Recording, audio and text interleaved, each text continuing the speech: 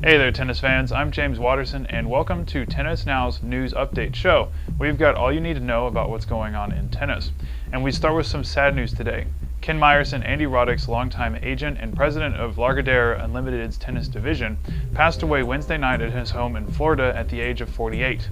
Meyerson was also the agent for other notable players, including Justine Henin, Gael Monfils, Agnieszka and Ursula Radwanska, Fernando Gonzalez, and Gael Monfils. Many of his competitors in the industry described Meyerson as a hard worker who considered his clients his extended family, and Lagardere chairman Arnaud Lagardere said Meyerson would remain an inspiration to all of his company's agents.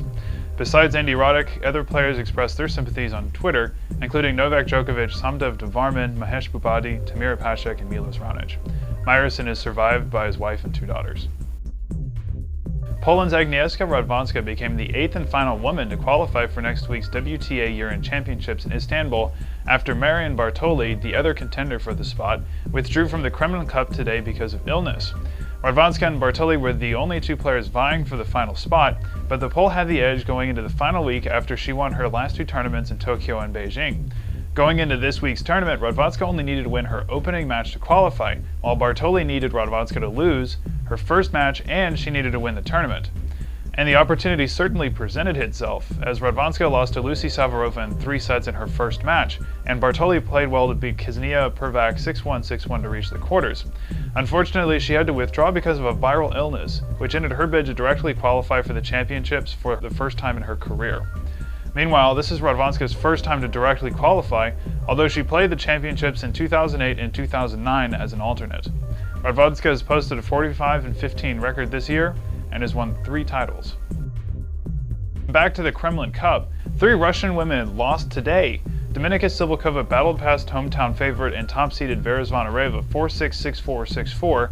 Kaya Kanepi defeated Svetlana Kuznetsova 6-1, 6-2, and Lucy Safarova beat Vera Dushevina 6-4, 6-4. That leaves only 1 Russian, Elena Vesnina, left in the draw, but Vesnina was the one who was supposed to play Bartoli today before the French woman withdrew. On the men's side, defending champion Viktor Troicki narrowly defeated Alex Bogomolov Jr. 7-6, 6-7, 7-6. France's Jeremy Chardy outplayed Philip Kohlschreiber 6-4, 6-3, and Nikolay Davydenko beat Michael Breyer 6-3, 6-2. In Stockholm, the other ATP event of the week, Milos Raonic defeated Grigor Dimitrov in a battle between young up-and-comers, and Jarko Nieminen made his first ATP Tour semi-final of the year. Finally, in Luxembourg, Victoria Azarenka will face Yulia Gergis, while Monica Niculescu will face off against British qualifier Anne Kjatovong in Saturday's semifinals. The United States Tennis Association could move the US Open men's final to Monday after having the penultimate match of the Grand Slam postponed to a 15th day because of rain for the last 4 years.